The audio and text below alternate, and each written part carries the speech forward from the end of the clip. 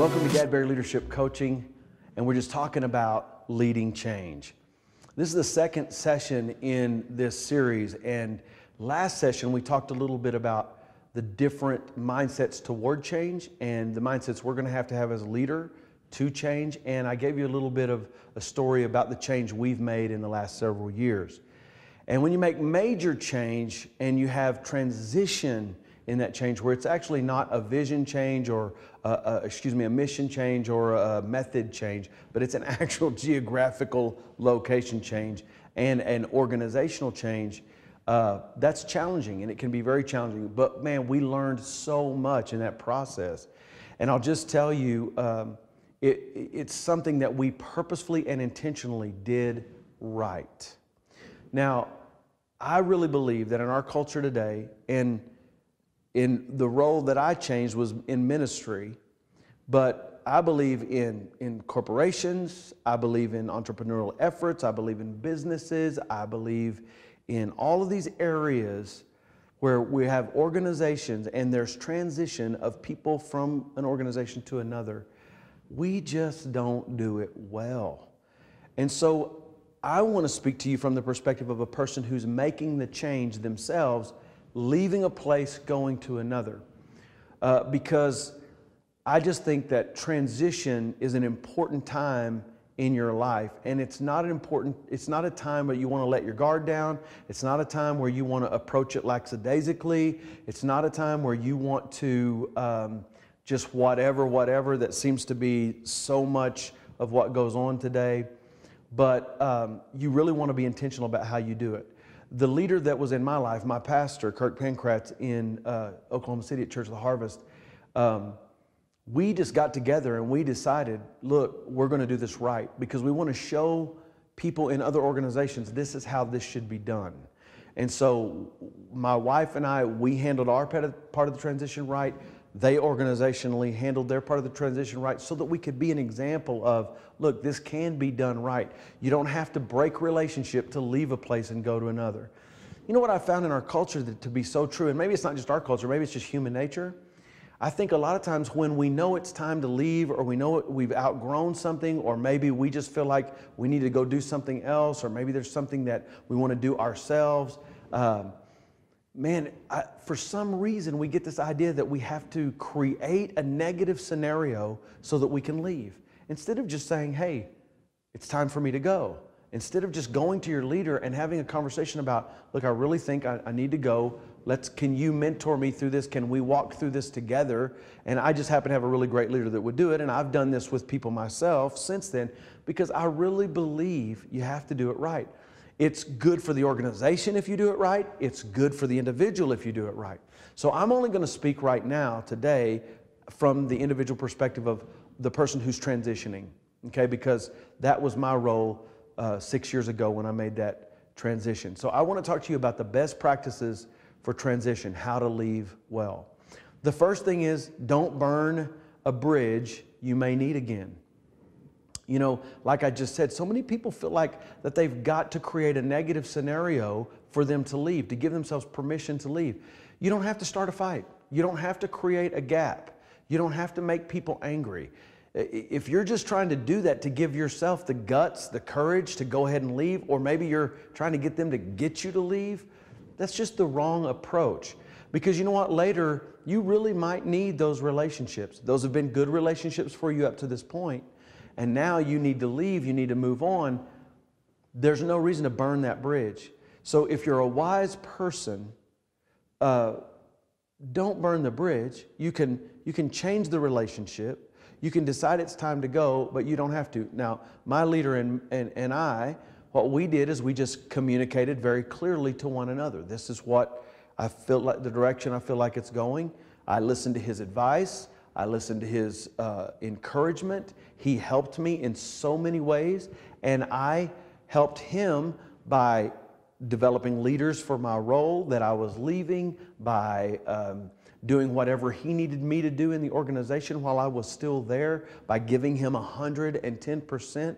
And as we went through that process, because we knew we were leaving 2 years before we actually left. And so as we went through that process, I'm telling you, we really helped one another. Don't burn the bridge, keep the bridge intact, because you never know when you're going to have to walk back over that cavern and you're going to need that bridge. And so don't burn it. Number two, integrity still matters. It seems like in our world today, when we see all the things that's happened on Wall Street, we see the people cut corners in business. It's kind of a dog-eat-dog mentality, which I don't agree with to begin with. I really feel like you can build a great business from a positive platform, but it's just the kind of way things go in our world today. People seem dishonest. People seem to take shortcuts. People seem to, well, you just have to play the game, is what a lot of people will say. But the truth is, if I am going to trust you in transition, if I'm going to trust you to be the kind of person that I can have confidence in and I don't have to worry about, then I need to understand integrity still matters. Telling the truth, not starting to gossip. Don't start saying things that you shouldn't be saying. Don't start give people's confidences away because you know you won't be there. Come on, integrity matters. Honesty matters. And not only where you're at and transitioning from, but where you're transitioning to. Number three, remember the golden rule. Listen, do unto others as you want them to do unto you. I didn't say do unto others as they've done to you. I said do unto others as you want them to do unto you. I mean, who doesn't want to receive good treatment? And I really believe if we're going to handle transition well, we got to think about how would I want to be treated if someone was transitioning from me? How would I want that to go? How would I want that to look? And so I think when we forget the golden rule and we just start doing whatever, what a lot of people do when they make the transition, and I'll just tell you, I was tempted many times when I made the transition just to think of myself. Don't think about the organization, just think about me, because it's me that's transitioning. I'm the one taking the risk. I'm the one stepping out. So who cares what happens? There's a big temptation there to just stop thinking about anything but yourself. And I'm just going to challenge you that you don't need to do it that way. Think about this. How would you want someone to transition from you? Because life has a way of giving you back what you've given. And that's just the fact. You reap what you sow. And if you're going to treat someone that way, chances are you're going to get treated that way. So I would just encourage you, remember the golden rule. Just be kind. Just do it right. And I want to say this, even if the person you're transitioning from doesn't handle it well, even if they don't do well with it, you do what's right. You treat them how you'd want to be treated, because it'll pay off in the end. Number four, it doesn't matter whose idea it is, your attitude should be the same. So whether it's your leader that comes to you and says to you, hey, listen, I really think that your season here is coming to an end. And I really think that, maybe it's because you've outgrown the organization. They really believe you're supposed to do something on your own. Maybe you're just not a fit anymore. Whatever the reason may be, or whether it's you that's going to them and saying, hey, it's time for me to change. Well, the first one is you really have no control over that. If the leader of the organization decides you need to move on, you have no control over that. So your attitude needs to be not anger or mad or why or what, but you just need to start thinking about, all right, what's my next step? Where do I need to go? What do I believe about myself? What is it I'm needing to do? And just keep the same attitude, because anything less than that is a waste of time and you're creating a gap that you don't need to exist in your life. Just move on. Same way if it's you that's made that decision and you're staying for a while and then you're going to be going, listen, have the same attitude. Don't get sideways. Don't create gaps. Just do what's right. Let's see. Number 5, be wise in your timing. When I first realized I was going to be transitioning out from Church of the Harvest, and I didn't know where I would go at that point, but I just knew it was going to happen. I just felt it. I was being directed. I feel like by God, there's something new I want you to do.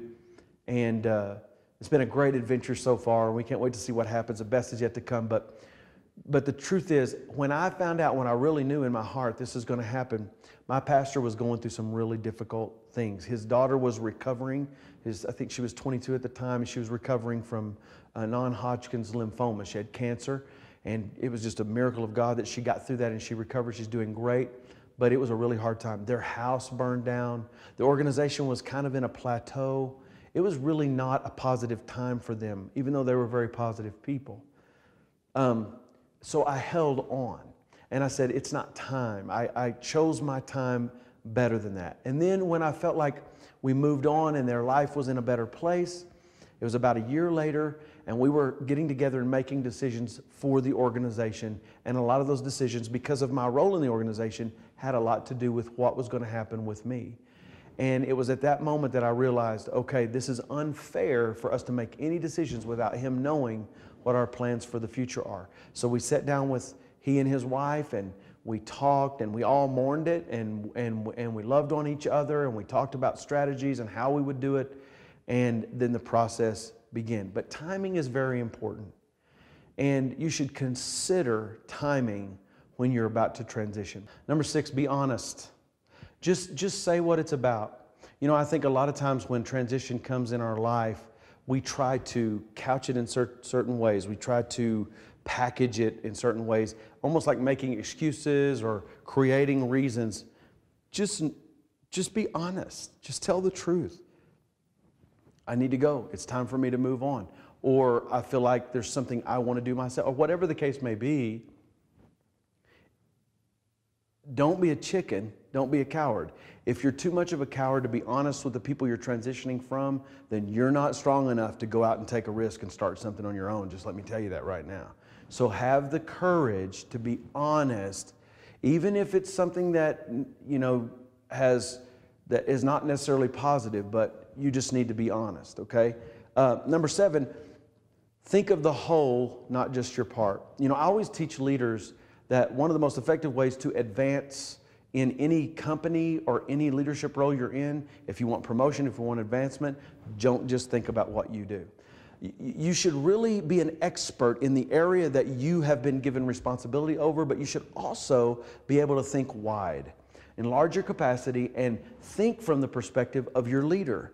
Think of the perspective of the whole organization, so that you're not just so focused and obsessed with your part that you become centered around that and not what the whole real organization is about. So it's the same way it works with transition. Don't get so obsessed with your transition that you don't think of the whole. In other words, when I transitioned, I had a senior role. I was on the executive team, which meant that I had a large influence in the entire organization. And so for me to just go, hey, I'm done, I'm gone, I'm just letting you know, would have been a train wreck. We wouldn't have been able to prepare, people wouldn't have been ready for it, it would have shocked people, it wouldn't have been a smart move, not on his part or my part. So think of the whole organization and the influence that you have in the organization. Think of how it's going to affect them. Well, no, this is my life, I need to do what? No, don't live life that way.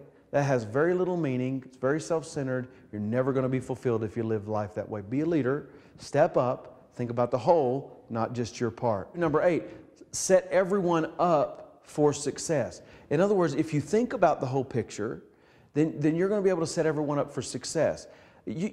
I know people that are insecure and threatened about other people, and when they leave and they almost want the things that they were responsible for to fail, because they want to show that company how much you're going to miss me. Well, listen, that's just insecure, and you're not a good leader if you act like that. That's just the bottom line. Matter of fact, you may not even be a leader at all. What you need to do is set the whole organization up for success.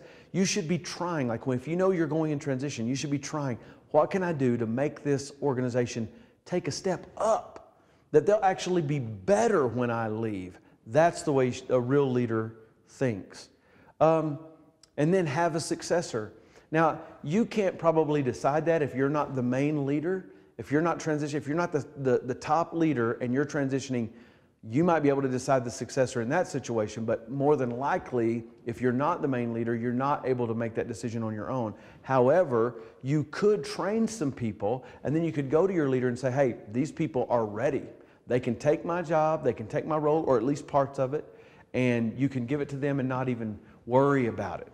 And so it's at least you're creating, because any leader will tell you there is no success without a successor. So you should be training people, you should be developing people, you should be growing people in your area's emphasis all the time. Number 10, 100%. 100%. I'm going to say it again, 100%. What do you mean 100%? I'll tell you what I mean. I've seen so many people, the moment they know they're leaving, they don't even give 25%. Their focus goes to where they're going. Their attitude is lazy. It's like they take a 2-week vacation, but they're still there. And the truth is, if you're going to be effective at making good transition, give a 100% to the place you are until it's time for you to move. I heard somebody say something one time, and I really believe it. The way you enter the next season of your life is the way you left the last season.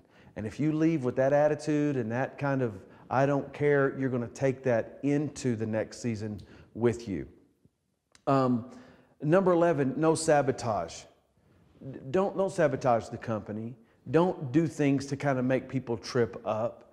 Don't create scenarios that they're going to have to come up with solutions for when you go. Because remember, that's, again, burning the bridge. Again, creating a scenario that doesn't have to exist just so you can leave. Just have the courage and leave. Don't sabotage yourself or anyone else. Number 12. Let me just say this, because when you do sabotage someone else, you're really just sabotaging yourself. I mean, it will come out and there will be problems. Number 12, give honor where it's due, be grateful for the good, learn from the bad, don't be spiteful. That's a big one. Give honor where it's due, be grateful for the good, learn from the bad, don't be spiteful. Whether you're being asked to go or whether you're deciding to go, that's the attitude you should have. Tell people how much you appreciate working with them. You may end up working with them again someday. You may hire them for your company someday. But they ain't going to want to work with you if you haven't been that kind of a person. So give honor where it's due. Be grateful for the good things that you've experienced, the things you've learned, the things you've developed, the friends you've made, the opportunities you've been given. Be thankful for that. And then learn from the bad. Bad things, difficult things, hard things. Take lessons from that so you can improve on it in the next thing that you do. And then just for no reason at all, don't be spiteful. Don't be spiteful. There's no reason to be spiteful. Number 13, no matter what, take the high road. No matter what, take the high road. I've practiced this in my life so many times I can't even describe it to you. And I will just tell you this, it always turns out better for the person who takes the high road. It's hard, it's difficult, but in transition especially, make sure you take the high road. Number 14, model how things should be done. Leave a positive mark on wherever you're transitioning from. I mean, you should always think, if you're a leader, you should always think two things about change, about transition. I'm going to show what it should look like, and I'm going to teach what it should look like. Okay? So always model how things should be done. Leave a positive mark. When you leave and transition from a place, there should be people in that organization going, man, we are so sad to leave you, to lose you. It shouldn't be, oh my God, I'm glad you're gone. It shouldn't be that. It should be, man, we're going to miss you. Man, it's going to be different without you. I mean, that's the way you want things to be left. So 15 and final, watch your mouth. When you decide to change places, it changes your perspective. So be careful. You know, as I was leaving Church of the Harvest, I was learning a lot of things. And so Pastor Kirk and I, my leader, sat down and we would talk and we discuss it. He would say, you know what, I want you to bring all these things that you're learning to our staff. So I went in and I did a few sessions of teaching them about things I was learning as I left. And one of the things I realized is that when you're focused in an organization and you're really believing that organization, you want that organization to move forward, which, by the way, I still believe that way for Church of the Harvest because I love them and they're just still my family. But the bottom line is your perspective is changing and you're beginning to move into the future, your own future, and you're beginning to see things differently and things the way you would do things instead of the way they do things. And so what happens is things that you haven't noticed before because you weren't really paying attention to those things, you start seeing systems that are broken down, people's attitudes that you don't like, direction and different things that just bug you. And if you're not careful, you can let the emotion of that cause you to say things out of turn, cause you to be negative, cause you to think you're superior. And the truth is, what you should be doing, the only thing you should be doing on your exit is speaking life encouraging people, giving your opinion in a positive way when it's asked for, doing everything you can to set up that place for success as you exit. That's the way to create a successful transition for yourself. And so I want to encourage you, remember, leading change is all about first leading change in yourself. And what that means is you have to lead yourself in your personal development and personal growth, and you have to be effective. So if you're going to be effective in leading change in an organization, you first have to lead your change or transition well. So I want to encourage you to do that. Thank you for joining Gap Area Leadership Coaching today. I hope this has helped. And let me just tell you something. Add value to someone's life today, because I promise you this, when you add value to someone else, the greater value is added to you. God bless you.